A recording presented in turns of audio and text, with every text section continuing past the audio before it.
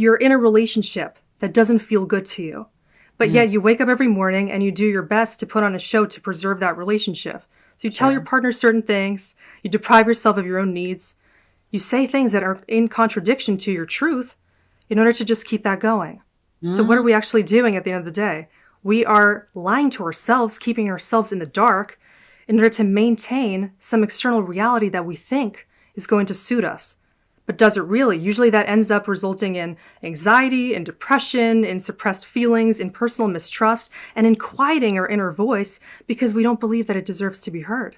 When we're in such dramatic contrast to our higher self's awareness and our own personal truth, that the system goes. Anxiety is telling us that we need to pay attention to ourselves. And yet we see it and we try to silence it even more. We think of anxiety as something that we need to just run away from. But similar to pain, it's a reality that means you need to listen more to yourself. A lot of people approach pain in that way too. They think that if I'm in pain, I need to try to shut those feelings down, try to do something to run away from myself, when in truth, it's the exact opposite thing. It's your self-consciousness of your internal system begging you for attention, wanting recognition, wanting you to actually go within and accept those feelings and somatic experiences. But what do we often do? We just keep going into the world and try to distract ourselves. We want to try the next thing to run away from our own truth and everything we know to be real for us deep down. That's the most degrading thing we can do. Well, the last time it happened, I basically responded within, it probably was discomfort for like 30 or 40 minutes. And then I ended up sending a message being like, I'm having like a somatic experience. My body is freaking out. I know it's not, I said, it doesn't feel like mine. I don't know what's is something going on? Is there information in the field coming to me that is not yet in my conscious awareness that lands in the subconscious or in the energy body that tells me something that is not yet arrived up here in the brain? Well, really, they're all entangled, right? Your soul, your heart's consciousness, your higher self, that knowing that's in the field. Basically, you know who you are at your core. You could feel that by connecting to your heart, by just being with yourself, feeling that information, but it's also something that is in the field. Because you could say that in the holographic field around us, there exists really a true version of us, the soul that is non-local. So you could be picking up that information as you're entangling with your higher self. That's coming through intuition, through subtle cues, which a lot of people wonder, what's the difference between then fear and intuition?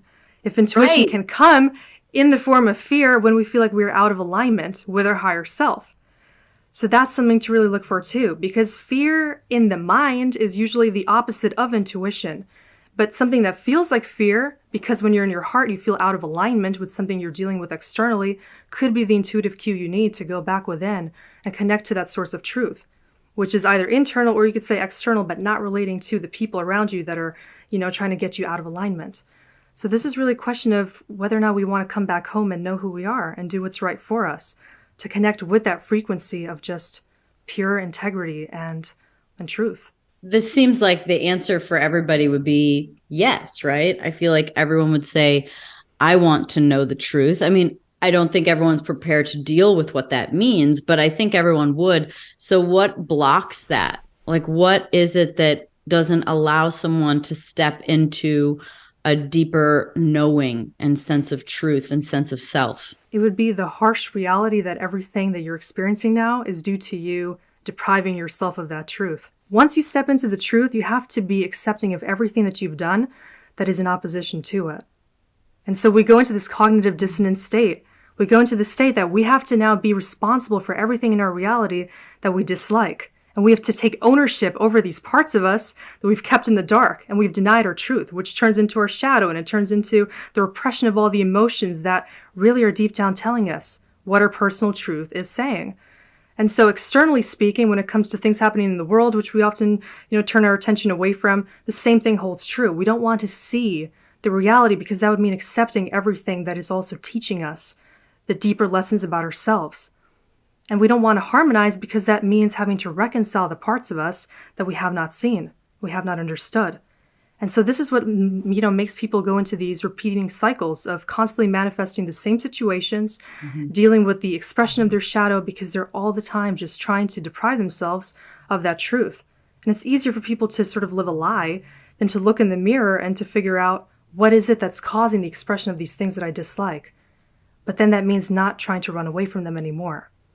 So to truly embody the truth means having to meet everything that you've been wanting to suppress. It's wanting to see everything in your reality as an expression of you, which could be the most difficult part, because we want to say that, certain things we're not responsible for. Some things are just, part of suffering and the universe's test for us.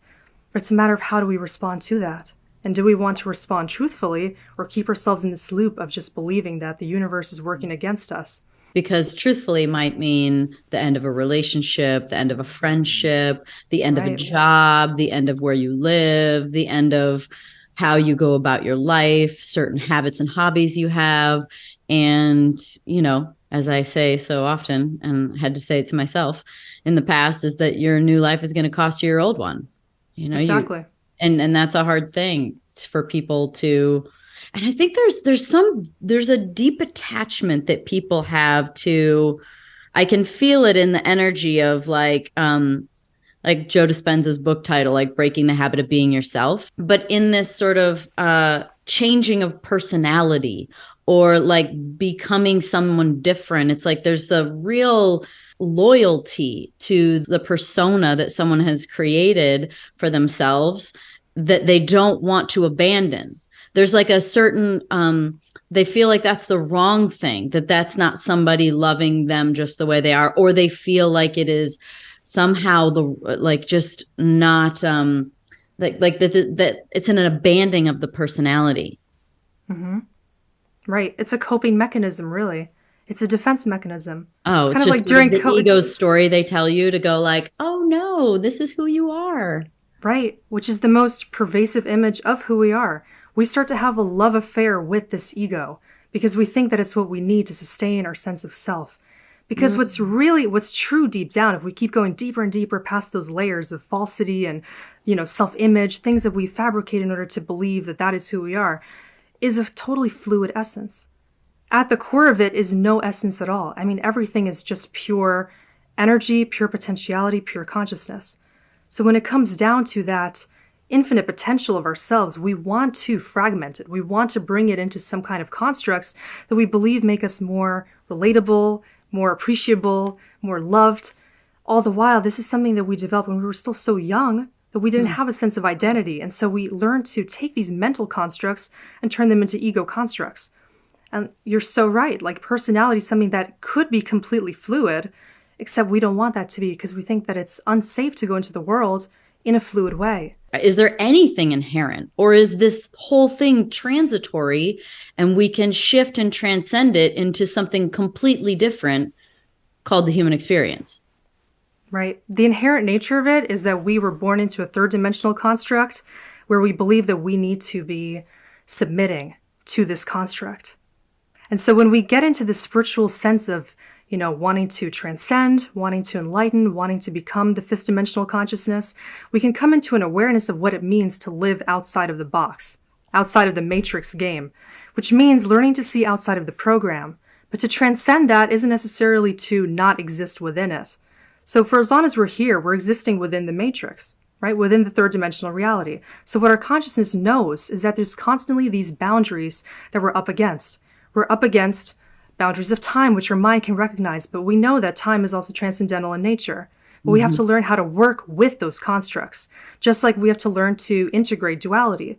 Duality is a construct within the third dimensional consciousness. We know that everything has a plus and minus, positive, negative charge, right? That's not something that we can transcend. If we know love, we're also going to know pain. If we know sadness, we're also going to know happiness. We have to learn to experience and love that balance. So that's inherent to us.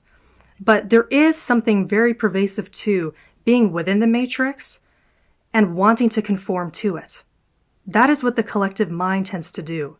People tend to be as one with the herd. They want to do the same thing that everybody else does. There's this mentality that, we need to believe what everyone else believes. And so it's very difficult to learn how to transcend when we look around, everyone's doing a certain thing.